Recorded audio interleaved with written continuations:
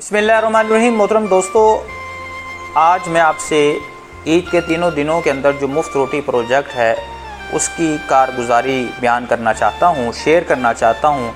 ईद के तीनों दिनों के अंदर जो है वो अल्हम्दुलिल्लाह हमारे तंदूरों पर जो 40 तंदूर हम लोग ओन कर रहे हैं और 3 रेस्टोरेंट्स, वहाँ से हज़ारों लोग सफ़ेद पोश, गरीब और मोहताज वो मुस्तफ़ीद हुए हैं। न सिर्फ अपने लिए बल्कि अपने घर आए मेहमानों के लिए वो रोटी लेकर गए हैं। दूसरी ये बात जो है मैं आपसे शेयर करना चाहता हूँ कि कुछ दोस्त हमसे कहते हैं कि आप जो है वो तशहीर ना करें।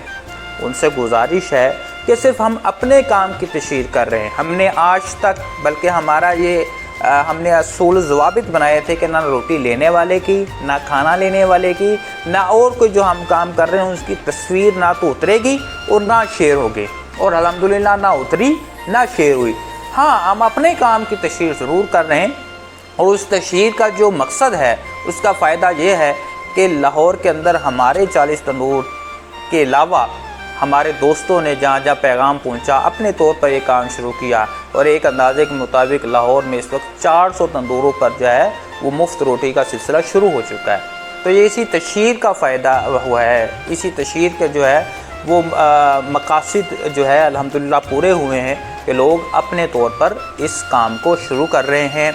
आप हमारे लिए दुआ करें कि अल्लाह पाक हमें मज़ीद हिम्मत दे और हम जो है इस काम को मज़ीद बढ़ा सकें।